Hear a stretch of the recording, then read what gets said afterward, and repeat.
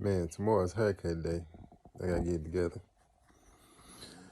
Oh man, what's happening? What's happening? What's happening? What's happening?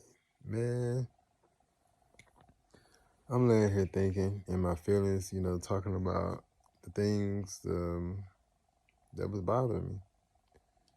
So what I'm gonna do, I'm gonna recap what had happened from before and talk about it up to now.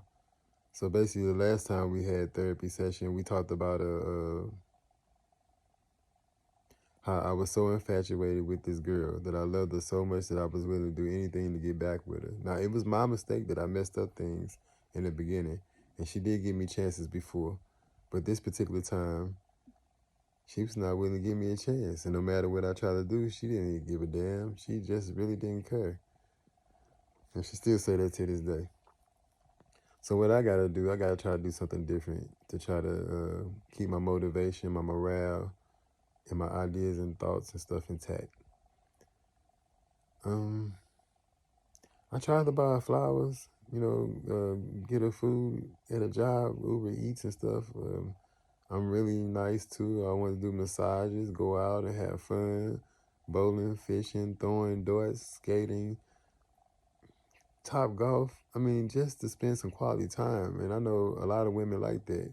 And there's always somebody compatible for you, but you have to find the person that's willing to be your piece. I guess we can say, obviously, she wasn't my piece because she don't want to be my piece. And that's the part that bothers me the most. I'm still in my feelings and I'm still hurt from what it is. A broken person, right? So as time went on, um, you know, I talked to a few other people about it. A lot of men don't talk to each other about intimate situations, especially like the bedroom stuff, about their personal girlfriend or wife or fiance or whatever you want to call them. But I was talking to this one OG guy and he told me like, man, you should go to counseling. And I'm like, counseling? Man, black people don't go to counseling like that. What do you mean? But black people do go to counseling, but in this, it's different levels, different tiers of this thing. At this time, I wasn't thinking about going to counseling and nothing like that because I didn't feel really comfortable talking to another person about my situation. And, it's kind of hard just to open up and tell all your problems about all the things that's going on in your life. So what I wanted to do, I listened to the guy and he gave me a number of a friend that knows a friend that can help me out in my situation. I called, got an appointment. I went to meet the lady.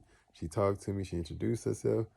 Everything turned out good in that area. But I was just not willing to open up to share my ideas and thoughts with this person.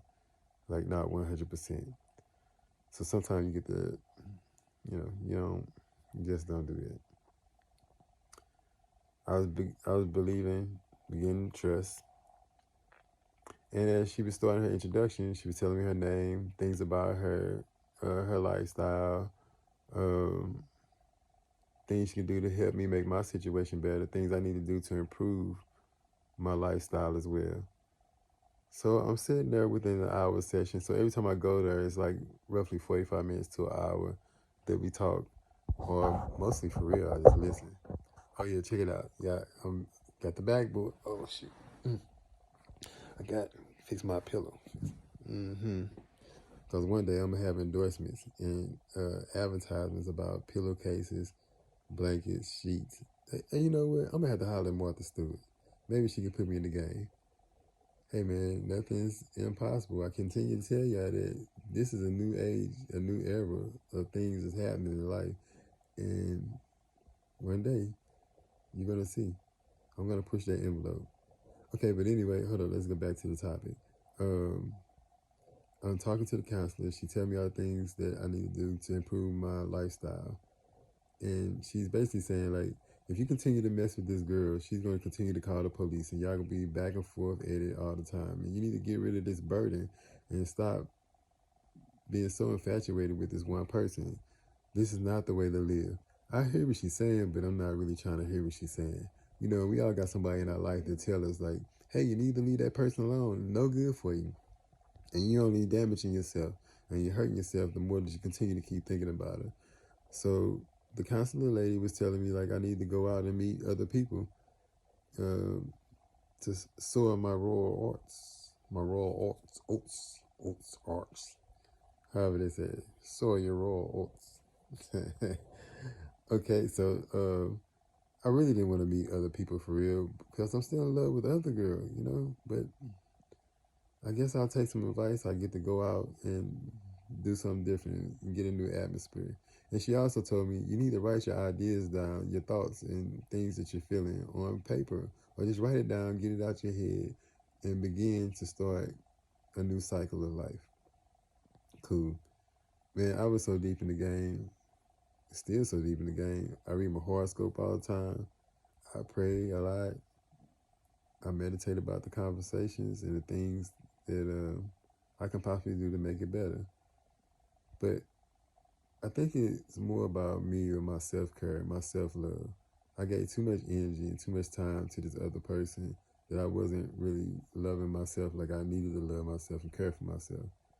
And I really never had nobody to talk to me about that in that type of situation. So this is like a learn as you go thing. So as I was having problems and things at time, certain things had occurred in my life, I started writing my feelings down, but I wasn't putting it on paper. You know, I put it in my cell phone. So it's a new age, man. People not still typing with the typewriter or, you know, that type of thing. It's not like we're not fossils no more. They're using the smartphone to make things happen. And I felt that was pretty good because I just talked into my phone and told what the problems was. But I was saving things up. So when I go back to the counselor, I have a lot of ammunition, a lot of things to talk about and let her know my progress of what I was doing and what was going on with me at the time. Once again, I'm a little tired. I've been up thinking about this situation for a minute. And you know you can get the book. See? So let me see how they say. Art is an imitation of life. Something like that, right? And I have a gang of stories. And I made this a series of Then There Was. Inspired by DMX. It came from that one song, What These Bitches Want From a Nigga. You know? That was Brenda, Linda, Letitia, Wanda. You know, he named all these different girls, but it was like 2 minutes and some change. And he didn't get a chance to really define or go into deep detail about each individual person. But what I did, out of all of those names he named, I added a couple more and I told in deep detail and I wrote it in the book form. This is where you can get the book. It's an ebook, matteebooks.org. You know I'm on Amazon Kindle, right? Matthew Robinson, and I am number one.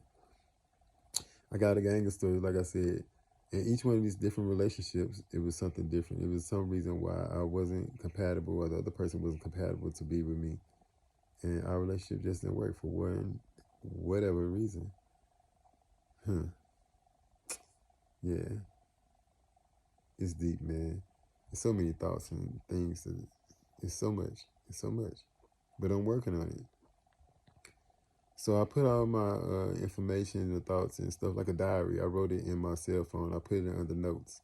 And I talked about each individual girl, each experience, and things that's bothering me from here and to throughout. It's kind of hard to talk about this for real. And that's why I think this video is a little different for me. Because this is pretty much what had happened was all the things I'm telling you about. The first book is I Felt Like Will Smith. Hey man, Jada Pinkett Smith. Jada Pinkett Smith. Man, it's been going on for a minute.